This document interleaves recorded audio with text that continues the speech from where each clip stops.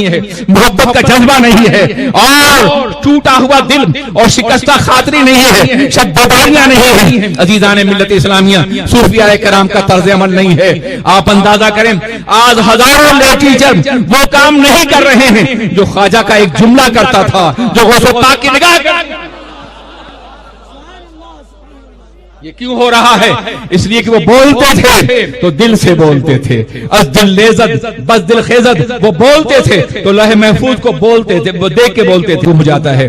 بلکہ ایک خواجہ ہیں اور درجنوں خواجہ پیدا کر دیتے ہوئے نظر آتے ہیں. آپ اندازہ فرمائیں, بظاہر وہ تنہا نظر آتے ہیں, بظاہر اکیلے ہیں وہ, اور عجیب بات ہے کہ عطا رسول وہی ہیں, سرکار کی عطا وہی ہیں, انہی کے بھیجے ہوئے ہیں, انہی کے فرمان کے مطابق تشریف لائے ہیں.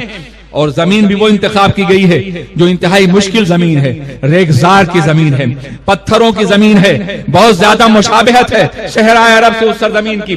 وہاں ان کو بھیجا گیا ہے دعوت دین کے لیے, نبی کے مقدس نظام کو پہنچانے کے لیے. تنہا آتے ہیں مگر لاکھوں افراد کو دین سے آشنا کرتے ہیں, باطل قوتیں سرخمیدہ ہو جاتی ہیں, اور پھر جہاں جہاں ضرورت ہوتی ہے وہاں وہاں اپنا نمائندہ بنا کے بھیج دیتے ہیں, خواجہ بنا کے بھیج دیتے ہیں. دلی کی سرزمین جو کم و بیش 12 بادشاہوں کی یکے بعد دیگرے سرزمین بننے والی تھی, جہاں تخت اچھالے جاتے تھے, اقتدار کی کرسیاں بچھائی جاتی تھیں, یکے بعد دیگرے بادشاہ آیا کرتے تھے, وہاں خواجہ قطب الدین بختیار کاکی کو بھیجا گیا.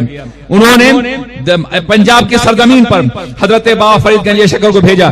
دلی جب خواجہ سے خالی ہو گئی تو وہاں انہوں نے نظام الدین اولیاء کو بھیج دیا. نظام الدین اولیاء نے دلی کی 22 چوکھٹوں کو نواز دیا, اور پھر وہیں سے جب دکن کی زمین نے آواز دی تو وہاں بندہ نواز گیسو دراز کو بھیج دیا گیا. بنگال کی سرزمین نے آواز دی تو علاؤ الحق پنڈری کو بھیج دیا گیا. وسطی ہندوستان کی سرزمین نے آواز دی تو وہاں انہی کے مقدس سلسلے کے مخدوم اشرف جہانگیر سمنانی کو بھیج دیا گیا. پتا چلا ایک چراغیز دری خانہ کے حد پر طب عام ہر کجا مین گری انجمن ساختہ. سبحان اللہ, نعرہ تکبیر, نعرہ رسالت, چراغیز ہر کجا مین گری انجمن ساختان. مجھے بتائیے کہ کیا غوث حضرت خواجہ نے پورے ہندوستان کو متاثر نہیں کیا؟ کیا ان کے ایک شاگرد نے دلی کی تمام قوتوں کو دین سے وابستہ نہیں رکھا؟ کیا نظام پاک نے اپنے دور کے بادشاہوں کو دینی اقدار سے وابستہ نہیں رکھا؟ مجھے بتاؤ علاؤ الحق پنڈوی نے پورے بنگال کو دین کی خدمت سے آزنا نہیں کیا؟ مجھے بتاؤ کہ حضرت بندہ نواز گیسو دراز نے تنہا گلبرگہ کی سرزمین بیٹھ کر کے پورے دکن کو اپنے مقدس ترین پیغام سے آشنا نہیں کیا؟ مجھے بتاؤ کہ حضرت مخدوم اشرف جہانگیر سمنانی محض ایک مقام پہ بیٹھ کر کے پورے وسطی ہندوستان کو اپنے سوزے دور اور دعوت سے آشنا نہیں کیا؟